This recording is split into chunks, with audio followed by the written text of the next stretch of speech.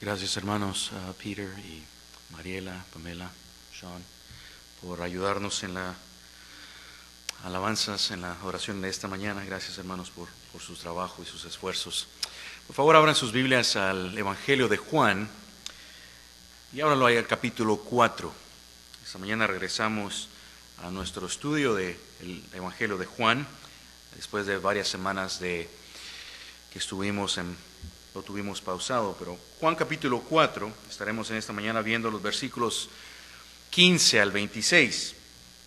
Y aquí es, si usted, solo para refrescar un poquito la sección en donde estaremos leyendo, estamos viendo aquí la conversación que tiene nuestro Señor Jesús con la mujer samaritana acerca del agua viva, la vida eterna, en otras palabras, que Cristo concede por medio del Espíritu Santo a pecadores que lo necesitan.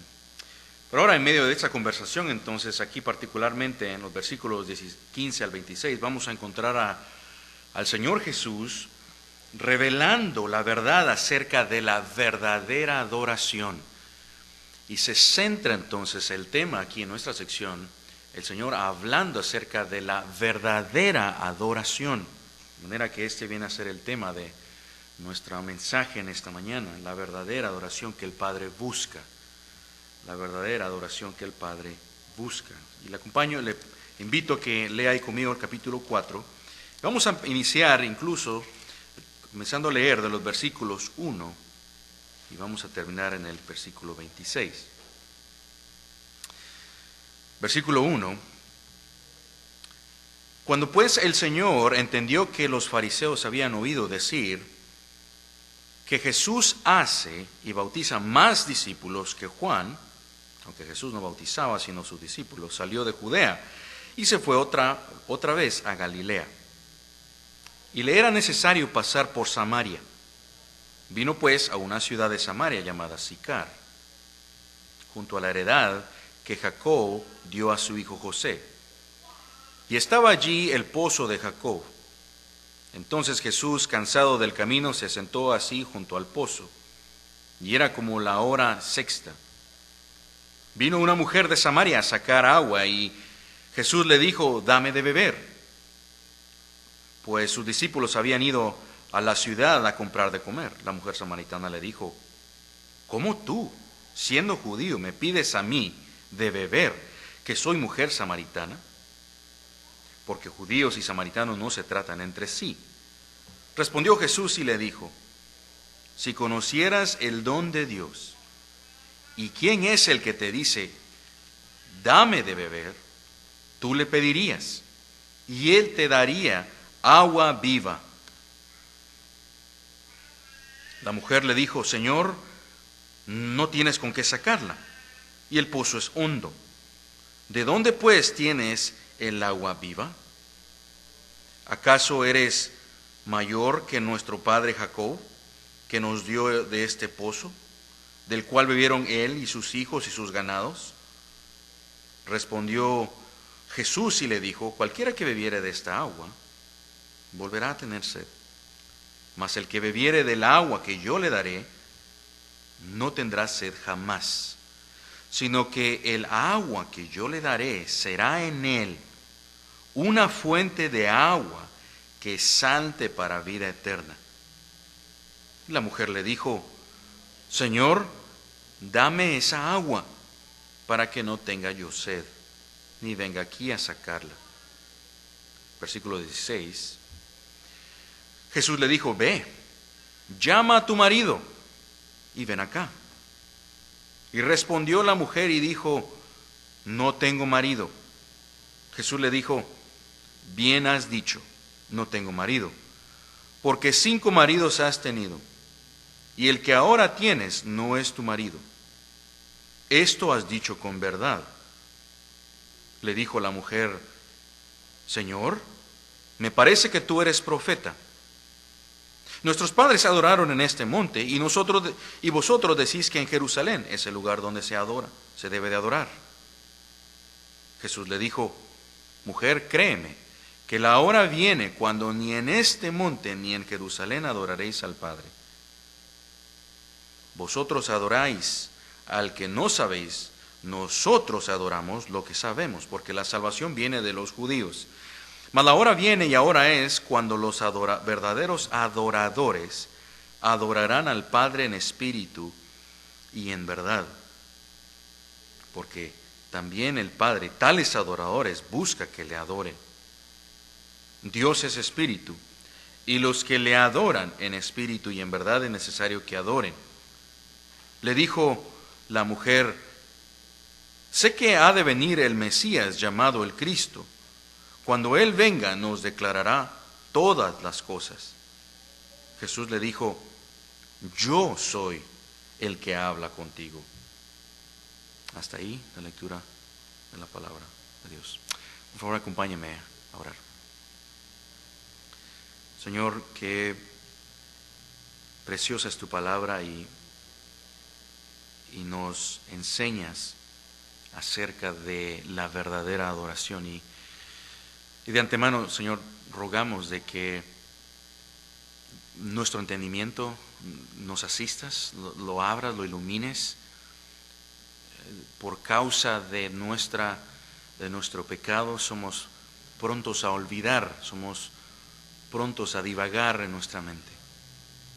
Pero rogamos tu asistencia, que podamos entender lo que tu palabra nos enseña acerca de la adoración y cómo debe de ser una que es genuina del corazón. Te ruego que nos ayudes a poder entender ello y a vivirlo, y que seamos renovados en nuestro entendimiento para que adoremos entonces en espíritu y en verdad como tu palabra nos llama a hacerlo. Pedimos ello para gloria y honra tuya y la edificación de tu iglesia. Amén. Amén. Bueno, pregunta: ¿cómo, dado que estamos hablando de la adoración, y ese es el tema de nuestro pasaje acá, la pregunta que me gustaría hacerles a ustedes es: ¿cómo debe de ser la verdadera adoración a Dios? Y otra pregunta, quizás mejor para hacernos a nosotros, es: ¿cómo yo sé o cómo usted sabe que usted está adorando y que su adoración es verdadera? ¿Qué es la adoración que el Padre busca? ¿Cómo sabe usted ello? ¿Cuál es la verdadera adoración que el Señor, que el creyente, que el Señor busca de los creyentes? Y usted puede examinar ello en su mente, cómo respondería a esas preguntas. Pero cuando pensamos en la adoración, en términos del día de hoy, hay muchas personas que creen que hay muchas ideas acerca de lo que es la adoración. Una de ellas es la noción que muchos tienen de que adoración es pues venir a la iglesia y cantar cánticos cristianos. Y que esto entonces equivale a, número uno, a ser creyentes, y número dos, a que Dios recibe esa adoración de parte de ellos. De manera de que de una forma indirecta se adopta esta idea de que esa es la adoración que Dios busca. ¿Qué es la adoración entonces? Como alguien bien lo dijo, y cito: adorar a Dios realmente no es ello, sino que adorar a Dios es esto. Escuche, es atribuirle la honra a Dios, la gloria, la adoración, la alabanza, la reverencia, la devoción que le son debidas a Él, tanto por su grandeza como por su bondad. ¿Por qué? Porque como creador soberano del universo, solo Dios, el Dios Trino, Dios Padre, Hijo y Espíritu Santo, es digno de adoración. De manera de que hay una adoración que conlleva un entendimiento en la mente acerca de quién es Dios y adorarle por quién es Él. Por otro lado, cuando pensamos acerca de la adoración, algunos han notado, y cito, que como hoy en día muchos en la iglesia confunden el emocionalismo con la adoración. Es decir, algunos piensan piensan en la adoración, dicen: yo estoy buscando unos sentimientos bonitos a la hora de cantar. No es de que la adoración no mueva los afectos del corazón, pero no es un emocionalismo. Sin embargo, y muchos piensan ello, sin embargo, sigo citando acá, la adoración genuina involucra la mente. La mente no se deja al margen. Además, las experiencias de adoración que honran a Dios se caracterizan por la decencia y el orden. Y de manera de que aunque la adoración puede ser apasionada, sin embargo debe de basarse siempre en la verdad de Dios. Y aquí donde vemos entonces, hermanos, vamos entendiendo cómo debe de ser la adoración bíblica. Es una adoración que se hace en un entendimiento acerca de quién es Dios por creyentes a la luz de la palabra de Dios y reconociendo que Dios merece ello. No es meramente un emocionalismo, no es ni siquiera las emociones que estén centradas en cómo yo me siento, sino centrada en Dios mismo. Para el creyente, sigo citando, la adoración es el tema de la historia de la salvación, el propósito supremo por el cual fueron y son redimidos los creyentes. La adoración es la ocupación con la que estarán eternamente embelesados. Y la adoración es vital para la vida de la iglesia. Hermanos, esto nos recuerda también lo siguiente, que la verdadera adoración, sigo citando, debe empezar en el corazón y la mente del adorador. Los elaborados cultos, los edificios y ornamentos, las elocuentes oraciones o la hermosa música pueden ser expresiones externas de adoración, pero Dios solo, escuche esto, acepta. La única oración que Dios va a aceptar es aquello que fluye de la sincera devoción hacia Él. La adoración en la iglesia es más que un programa de música. La música es importante, pero es solo una vía a través de la cual se puede expresar la adoración, que debe incluir oración, alabanza, agradecimiento, servir a los demás por amor a Cristo y especialmente escuchar la lectura y la predicación de su palabra. Incluso contribuir económicamente a la iglesia mediante la dación, el dar, es una expresión de adoración cuando se procede de un corazón gozoso. Fin de la cita.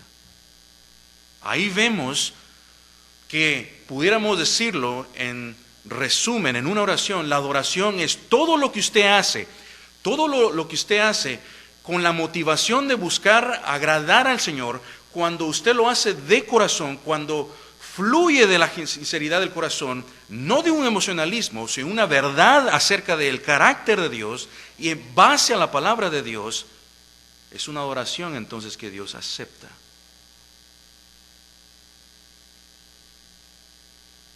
No es simplemente un acto externo, sino primordialmente un acto interno, en una sincera devoción a Dios, que conlleva toda la vida y el accionar y la manera de caminar, de conducirse del creyente hacia Dios, se torna en una adoración a Él. Es el acto supremo de ofrecer todo de sí mismo como sacrificio vivo, como dice Romanos 12, del 1 al 2.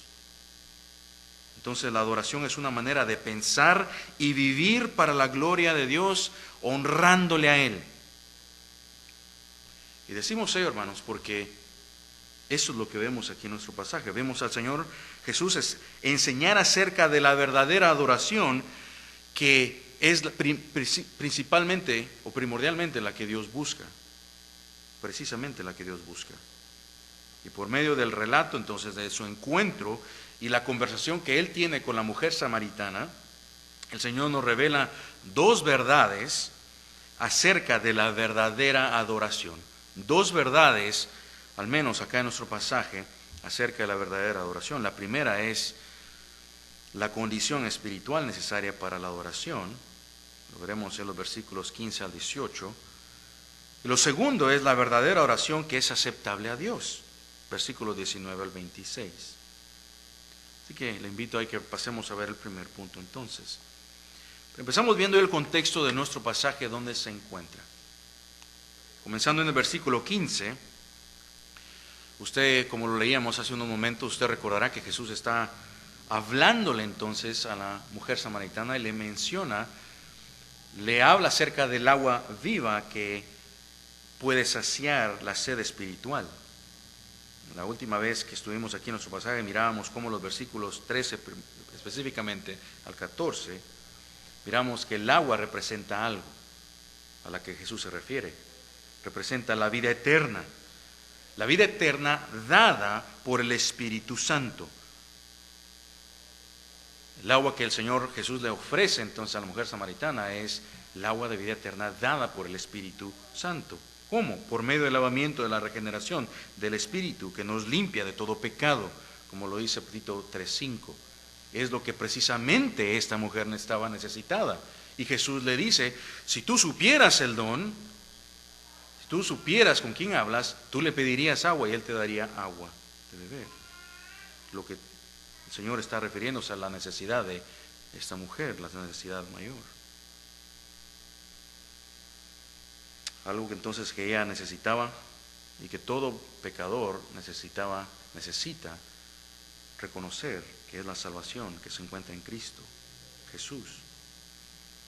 Ese es el contexto entonces que vemos aquí al inicio de la conversación del Señor Jesús con la mujer samaritana.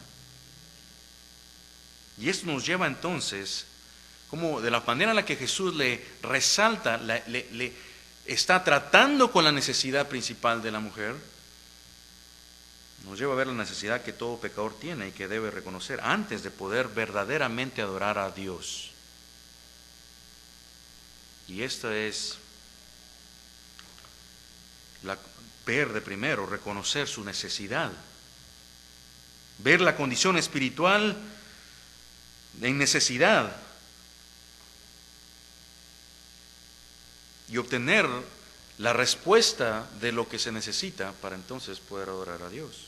El versículo 15, como ya lo decíamos, la mujer le pide al Señor que le dé agua de vida, sin entender que Cristo se está refiriendo al agua de vida eterna, ¿verdad?, por medio del Espíritu.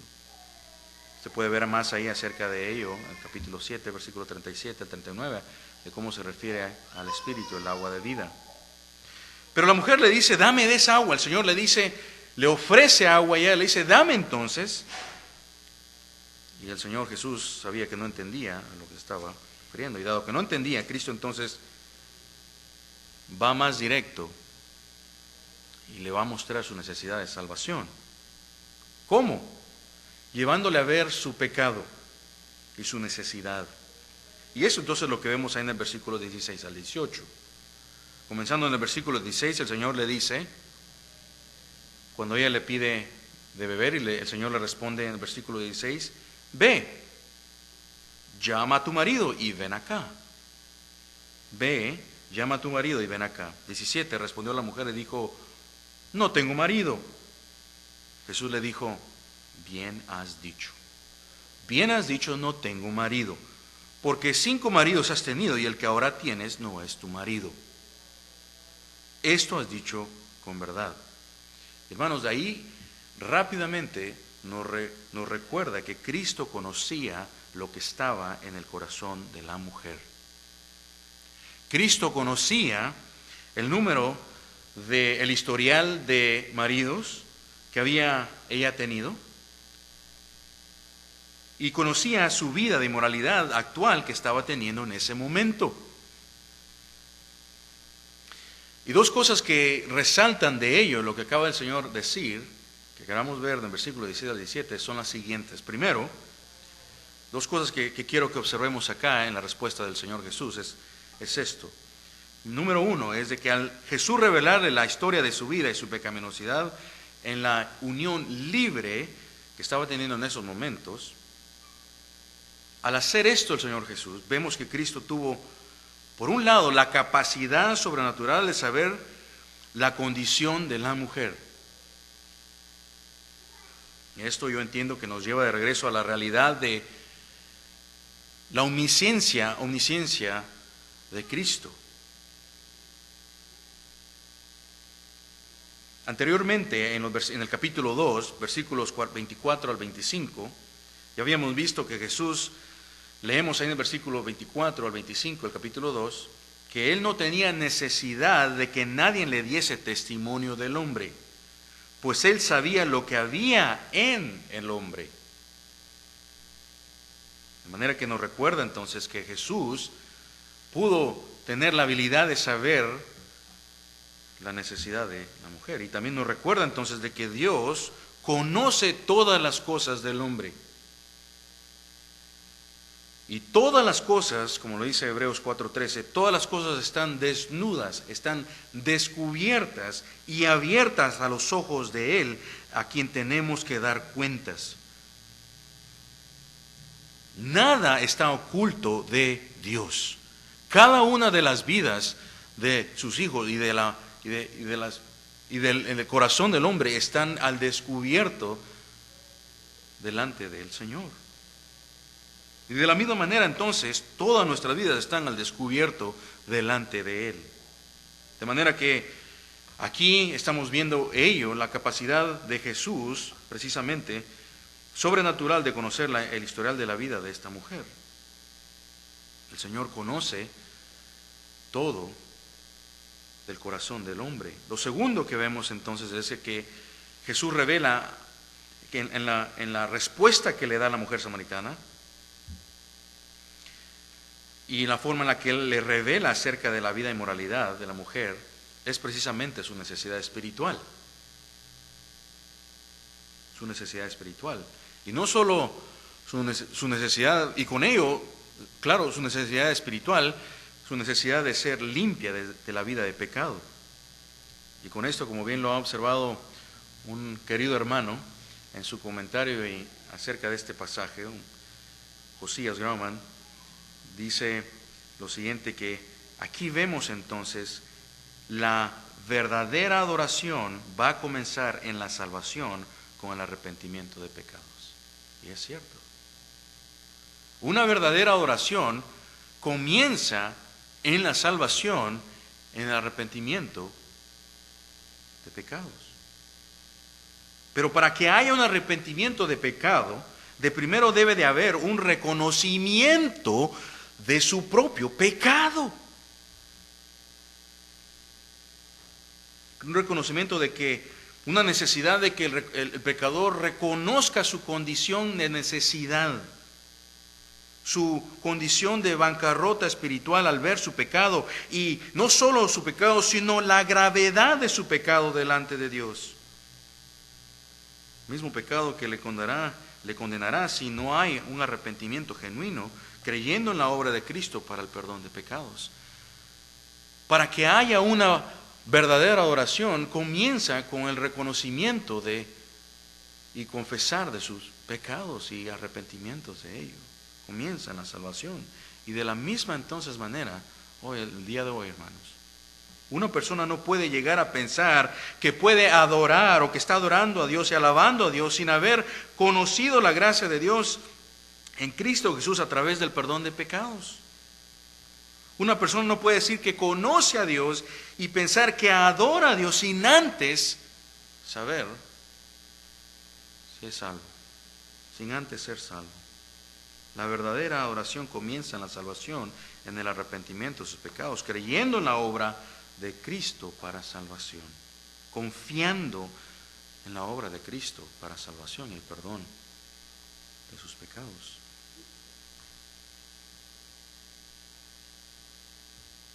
Y es lo que vemos acá entonces. El Señor le quiere llevar a la mujer samaritana a reconocer ello.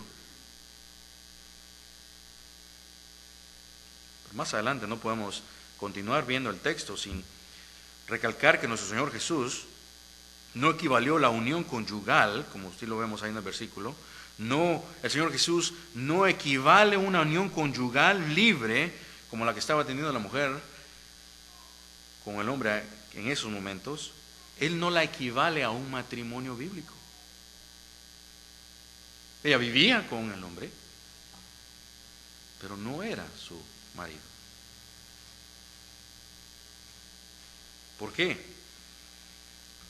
Debemos reconocer que el matrimonio es establecido, como bien lo dice una definición, un matrimonio bíblico es un matrimonio real, es un matrimonio que es un matrimonio que es un pacto público, formal y que es oficialmente reconocido, un pacto matrimonial reconocido entre un hombre y una mujer.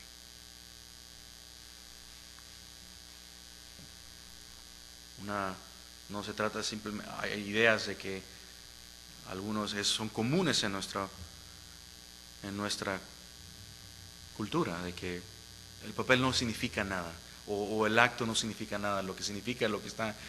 No es ello, es una idea errada. Si no hay un pacto público entre un hombre y una mujer, comprometidos de por vida, no es lo que vemos en las Escrituras que se reconoce como matrimonio. Lo que vemos en la Escritura es la unión matrimonial, es entre un hombre y una mujer como una sola carne, como dice desde el principio en la creación, Génesis 2, 23 al 24. Por esto el hombre dejará a su padre y a su madre, y se unirá a su mujer y serán una sola carne.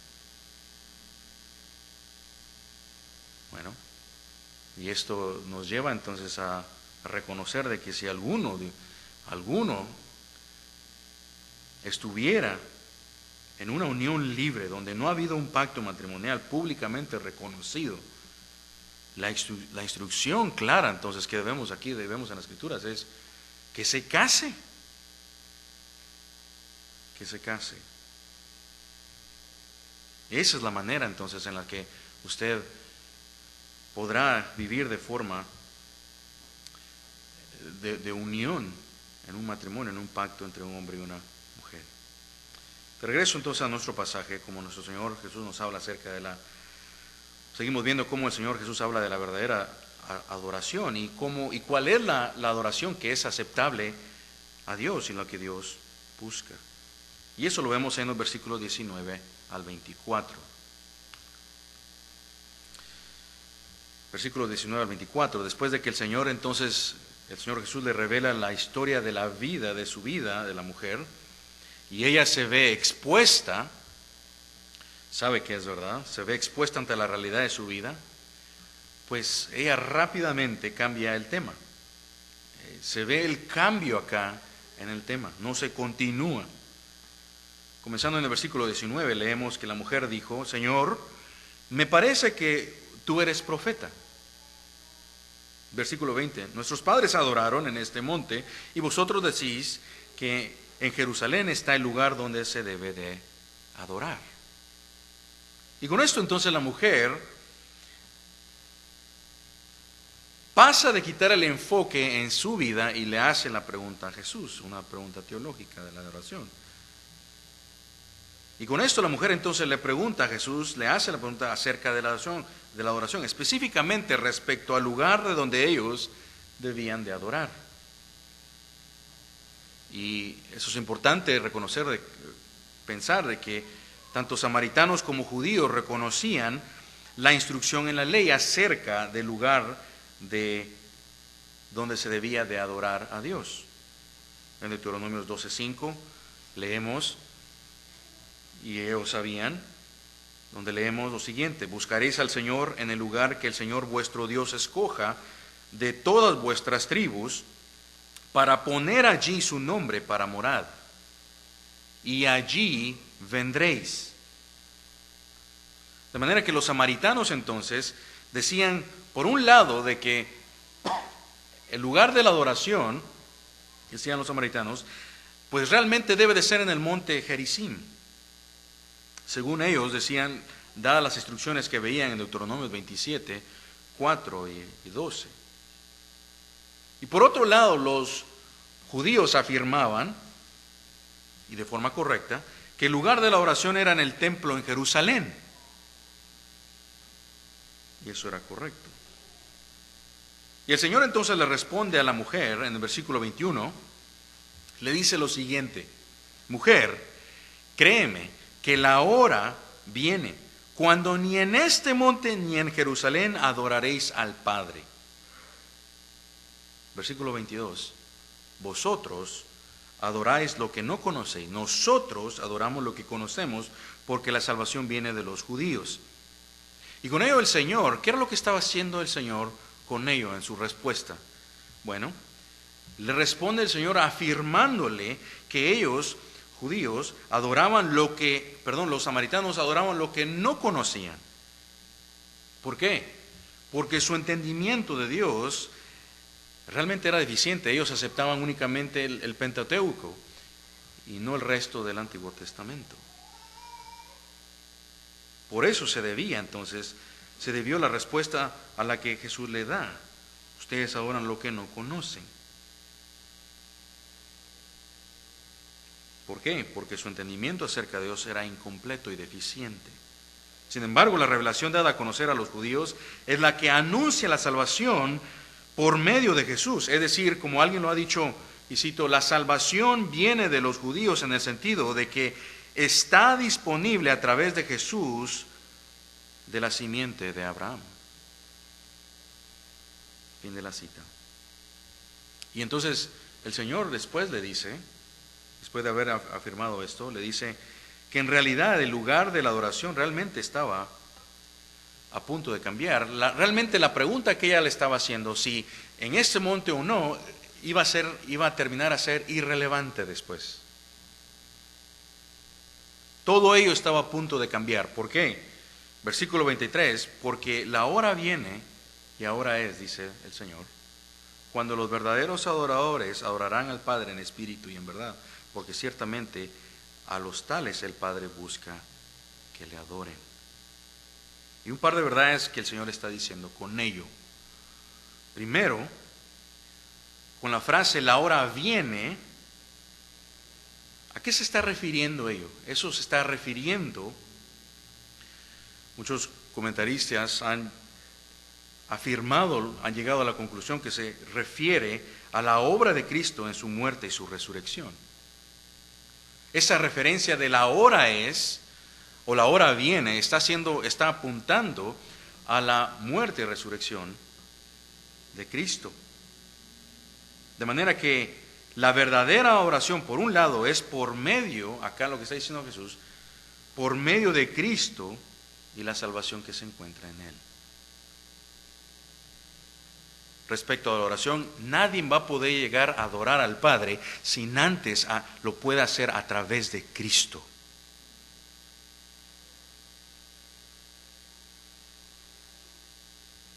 Lo segundo que vemos acá en la respuesta que el Señor le dice es de que la adoración de la que Dios se agrada es una adoración producida en el corazón. Una adoración producida en el corazón en base a la verdad de Dios.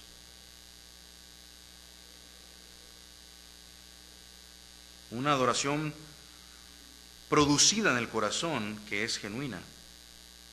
Esa es la adoración de la cual el Padre busca. Y nuevamente, como decíamos al principio, esta adoración entonces va a ser producida en el corazón y va a ser una que involucra la mente y que no la deja a un lado.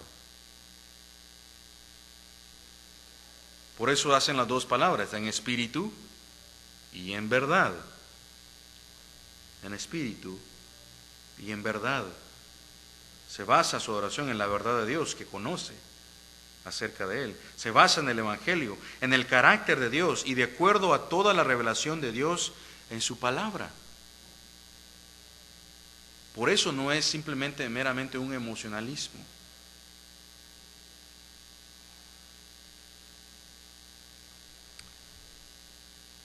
Un comentarista lo puso de la siguiente manera, y cito: la adoración es un asunto del corazón, de comunicación entre el espíritu del hombre y el espíritu de Dios, basado en la verdad de Dios revelada en Jesucristo y ahora en las Escrituras. Siendo así, la adoración que agrada a Dios requiere una disciplina diaria en el estudio bíblico, dado que se involucra la mente.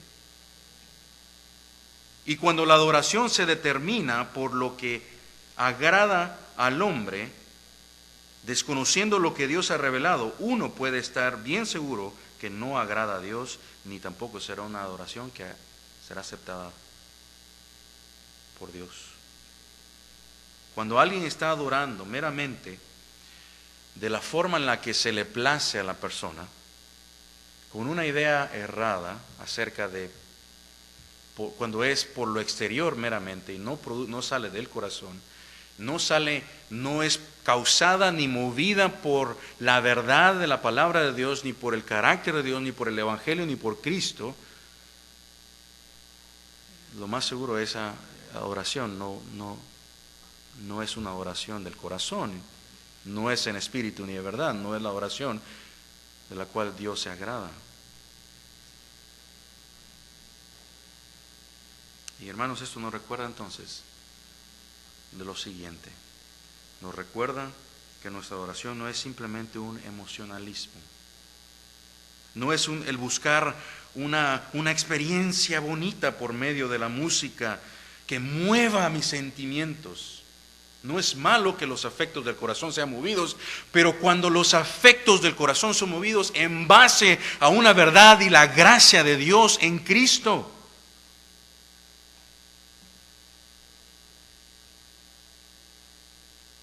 Sino que la adoración es una que sale de lo profundo del corazón en base a la verdad de Dios.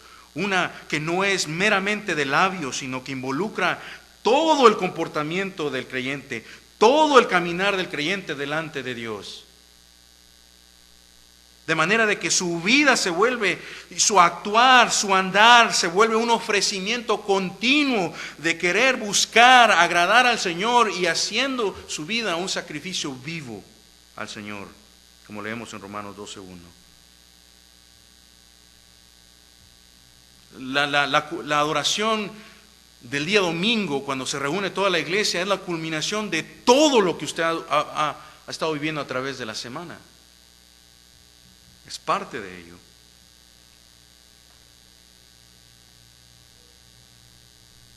Nuestra vida entera entonces se vuelve parte de la adoración de amar al Señor con todo el corazón, con todo el alma, con toda la mente, como se nos recuerda en Mateo 22:37. Amarás al Señor de todo tu corazón, de toda tu alma y con toda tu mente. Esta es la adoración que busca el Padre, no una adoración falsa. No una adoración falsa o fabricada exteriormente. Es una del corazón, una que comienza en la salvación, una que reconoce su pecado, otra en la cual sabe la verdad de Dios, reconoce la gracia de Dios y es movido los afectos del corazón y estallan en alabanza al Señor. Por eso primera de Pedro leíamos al principio del servicio: bendito sea el Dios y Padre de nuestro Señor Jesucristo, también como leemos en Efesios capítulo 1, porque reconoce la gracia de Dios, no es manufacturada por una idea, simplemente por un rito por hacer. Y este tipo de Dios, entonces, de adoración, es la que Dios agrada. Y esta entonces, no solo ello, esta es la adoración en la cual va conforme la naturaleza de Dios.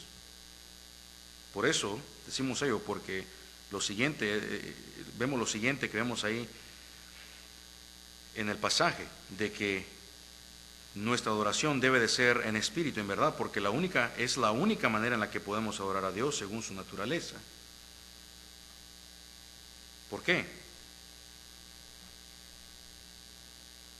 Es en espíritu y es en verdad. ¿Y quién es el que recibe nuestra adoración?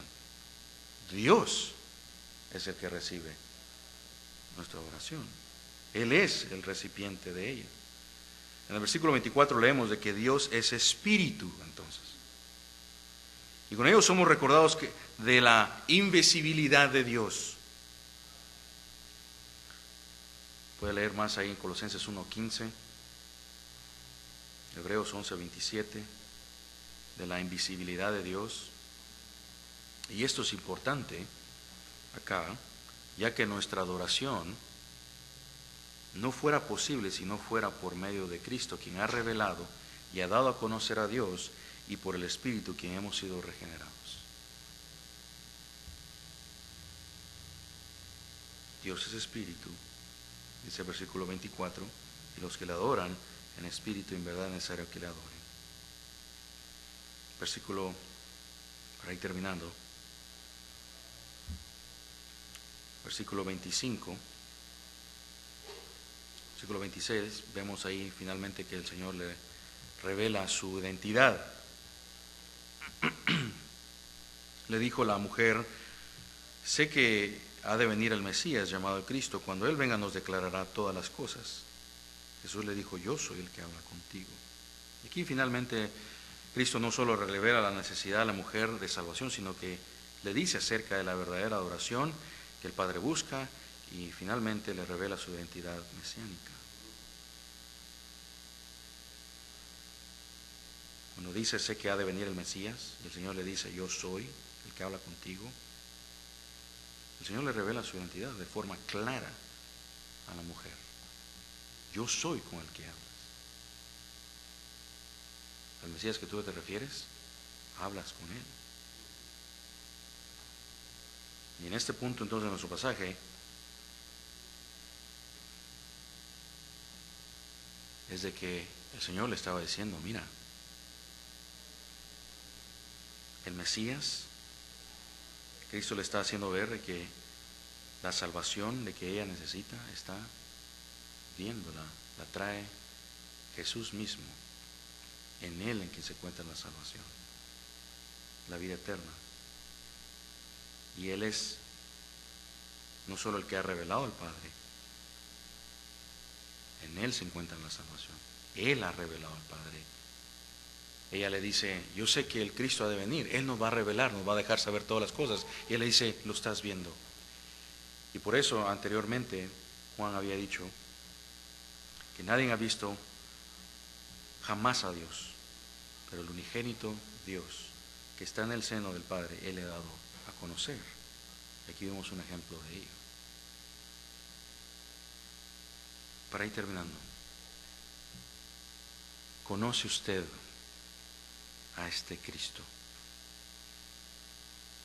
Sin Cristo no hay salvación, y sin salvación entonces no va a haber una verdadera adoración. Sin arrepentimiento de pecados no puede haber una verdadera adoración.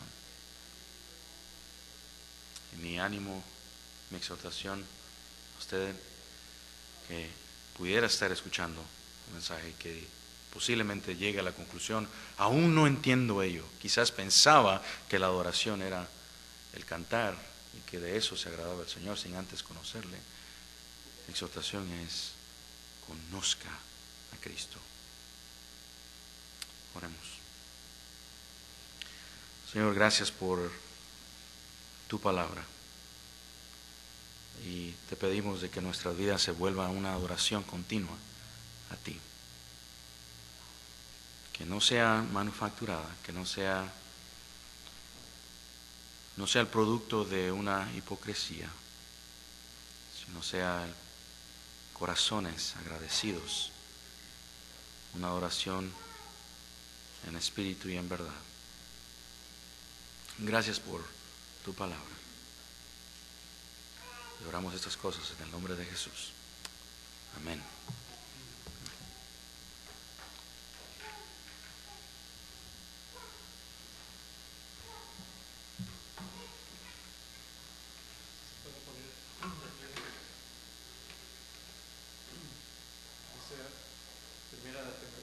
Dos 5 y 6, que porque hay un solo Dios y también un